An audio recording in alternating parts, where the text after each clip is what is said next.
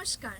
এতক্ষণ ধরে যে রাইডের ভিডিওটা তোমাদেরকে দেখালাম সেটা এই জায়গাটায় আসার জন্য, জায়গাটাকে এক্সপ্লোর করার জন্য, আর আমার যে গাড়ি রয়্যাল এনফিল্ড স্ট্যান্ডার্ড ব্ল্যাক এটার ওনারশিপ রিভিউ করার জন্য।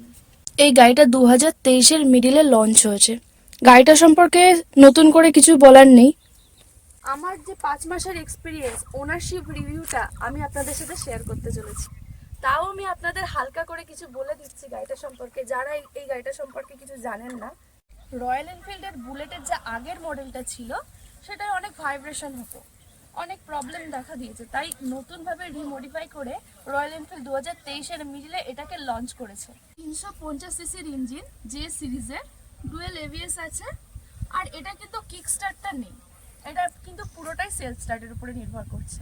বুলেটের আগের মডেলটার তুলনায় কিন্তু এটা অনেক কমফোর্টেবল, ভাইব্রেশন নেই বললেই চলে, অনেক কমফোর্টেবল জার্নি হয়। আর আমার কাছে যে মডেলটা আছে এটা কিন্তু বুলেট স্ট্যান্ডার্ড ব্ল্যাক, এর পরের মডেলটাও ম্যাট ফিনিশের, সেটা এর থেকে একটু বেশি কস্টলি। স্ট্যান্ডার্ড ব্ল্যাক আর ম্যাটের যেটা সেটা ডাবল এবিএস আছে। আমি এক্সস্ট সাউন্ডটা আপনাদেরকে শুনিয়ে দিচ্ছি।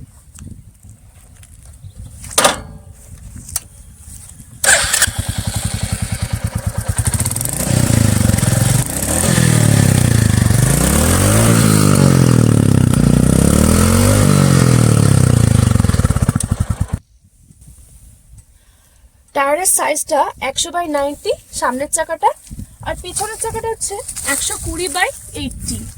দুটো চাকাই কিন্তু টিউবলেস না, এটা কিন্তু স্পোক হুইল।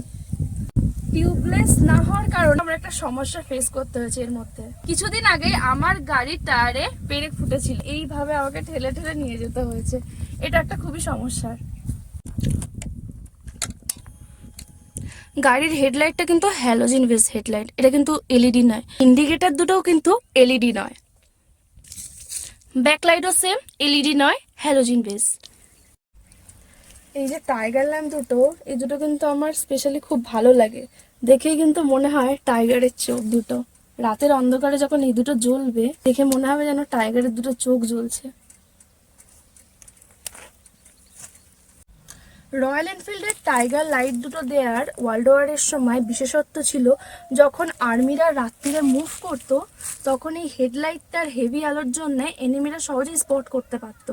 সেই জন্য আর্মিরা হেডলাইটটা অফ করে টাইগার লাইটের সাহায্যে মুভ করতো, যাতে এনিমিরা সহজে স্পট করতে না পারে।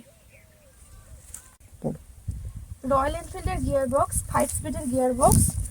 আমি এতদিন চালিয়েছি গাড়িটা, আমার কিন্তু কোনো প্রবলেম ফেস করতে হয়নি, গিয়ারটা কিন্তু খুব স্মুথ। গাড়ির পেট্রোল ট্যাঙ্কিটা 13.5 লিটারের পেট্রোল ট্যাঙ্কি। আর এটার আর একটা ফেসিলিটি বলছি, এটার কোনো রিজার্ভ সিস্টেম নেই, ঠিক রিজার্ভে পরে অটোমেটিক রিজার্ভে পড়ে যাবে, এটা পুরোটাই অটোমেটিক। আর আরেকটা ফিচার্স হচ্ছে গাড়িটা কিন্তু আমি যতক্ষণ এই গাড়িটা স্ট্যান্ড থাকবে গাড়িটা কিন্তু স্টার্ট নেবে না, গাড়িটা কিন্তু স্টার্ট নিচ্ছে না।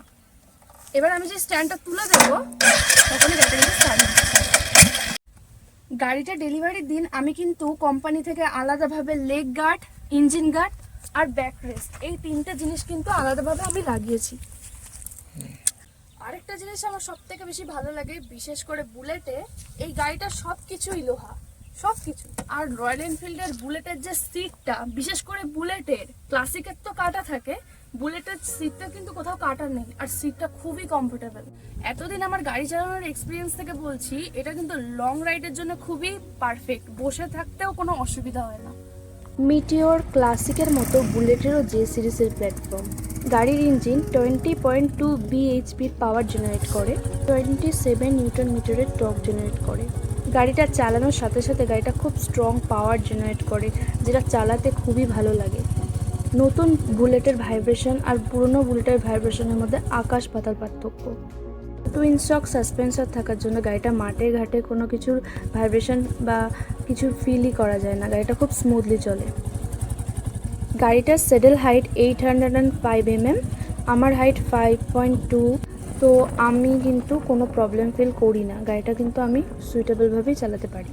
রাত্রে রাইডিং করার সময় গাড়ির যে হ্যালোজেন বেস হেডলাইট, এটা কিন্তু খুবই পাওয়ারফুল। আর যদি রাস্তায় কোনো ট্রাফিক আলো না থাকে, গাড়িটার এতটা পাওয়ারফুল লাইট, আপনাদের কিন্তু কোনো সমস্যাও হবে না। 195 কেজি ওয়েট হলেও গাড়িটার যে সেন্ট্রাল অফ গ্র্যাভিটি, গাড়ির ওয়েটের যে সেন্ট্রাল পয়েন্ট আছে সেটা একদম অ্যাবসলিউট সেন্টারে আছে, যার জন্যে ওয়েট 195 কেজি হলেও গাড়িটা কিন্তু চালাতে কোনো হেভি ফিল হবে না। তো ওভারঅল গাড়িটা চালানোর এক্সপিরিয়েন্স আমার খুবই ভালো। শুধুমাত্র একটাই প্রবলেম, যেটা স্পোক হুইল, যার জন্য সামান্য কিছু প্রবলেম আমার ফেস করতে হয়। তো এটা কোনো অসুবিধা নেই, এখন এই গাড়িটায় আপনারা অ্যালয় হুইলও লাগাতে পারবেন। তো এটাই হচ্ছে আজকের রিভিউ ভিডিও। কেমন লাগলো অবশ্যই জানাবেন, আর নেক্সট ভিডিও পেতে অবশ্যই চ্যানেলটাকে সাবস্ক্রাইব করবেন। বাই।